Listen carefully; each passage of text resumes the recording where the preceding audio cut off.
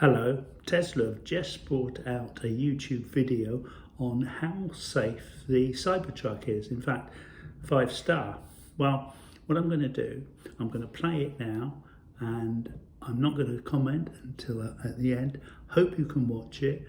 Hope you can maybe comment after watching it and tell me what you think, and we'll get right into it now. So please stay with me. Roll the Tesla video. Safety is at the core of all Teslas, and Cybertruck's no exception. Crash test executing in 3, 2, 1.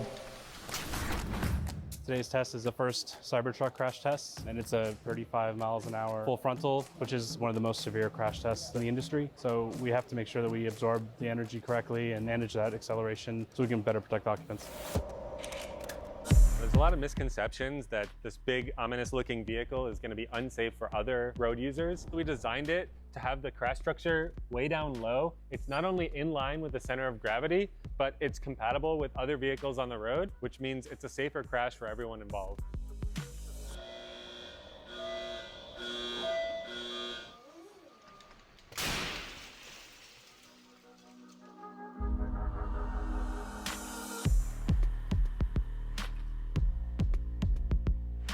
After the crash, we're going back, really making sure that our models match up with exactly the positioning of everything. And then with our simulations, we can see how the airbags are deploying, how the occupant is then interacting with these airbags. We get that progressive crush, the motion of the tow hook first, and then the bumper as it crushes. And then the next thing we have is the casting. The large casting in Cybertruck is performing in a different manner compared to your typical stamped steel structures. Typically, it'll bend into a 3-point bend and absorb energy, whereas with a casting, it's going to break off into very tiny, small pieces. And the smaller the pieces that it breaks up into, the more efficient your structure is. Today, we're in the crash test site for rollover testing. Make sure we get a lot of data on when it almost rolls versus when it actually rolls, so we can figure out what's the best time to deploy airbags to protect the occupants. We're doing 4 types of different rollovers. The first is a ramp rollover. Then next, a curb trip rollover, where you go laterally towards a curb. The next one is similar to the last one, except there's no curb, but it's a soil ditch. Finally, last one is big ramp ditch, where you drive down at different speeds. We test until failure, and we'll keep increasing the speed until we get a rollover. So the first step is rollover prevention, and designed in such a way with a low center of gravity and good suspension systems. The second step is rollover protection, where the airbags and the structure of the truck come in. So if the truck were to roll over, we want to make sure that the cabin is protected and it can hold up its own weight, plus additional weight as well to protect the occupants in that case. What this testing shows is that the overall design of Cybertruck is very robust. I've been impressed with the way the Cybertruck maintained its structural integrity during multiple different types of rollovers. A typical gas pickup truck is carrying the weight in its body and its gas tank, which are both mounted pretty high in the vehicle. Majority of that mass is in the battery pack, which is down all the way on the floor. It's actually the floor of the vehicle. Cybertruck has lowest probability of injury and the lowest probability of rollover in any pickup truck on the market. No one thought it'd be possible to build a tough truck that's also very safe, but at Tesla we don't stop until we meet our high level of safety. Cybertruck's low center of gravity, exoskeleton, and advanced crash structure are what earn it that 5-star overall crash safety rating.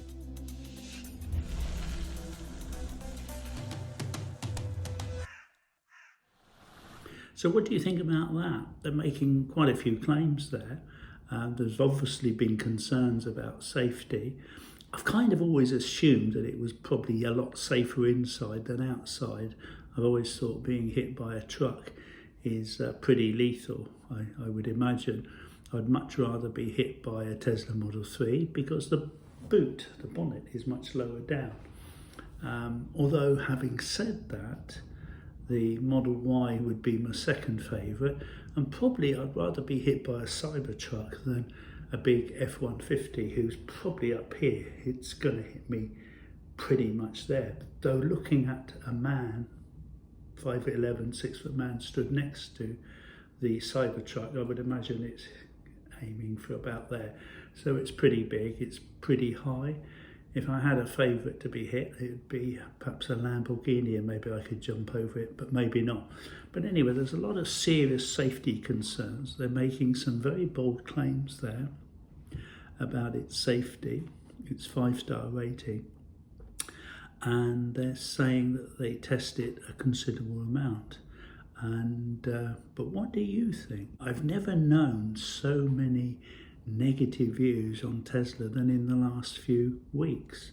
Obviously, the involvement of Elon Musk with Trump has made the situation much, much worse. And of course, what Trump is threatening to do to Canada and Mexico, being closely involved with Trump and import duties, is having a very big negative effect on Tesla. Even when Elon Musk wasn't so politically motivated, obviously they had huge criticism from the oil industry, but now it seems to be open warfare on the company, and they've had quite a bad year last year. So please tell me what you would think. Is the Tesla Cybertruck, is it a safe vehicle? They talked a lot about the crushing. I've seen videos where it says, well, it actually doesn't crush as well as it should. So I don't know. I'm not an expert. I have no idea.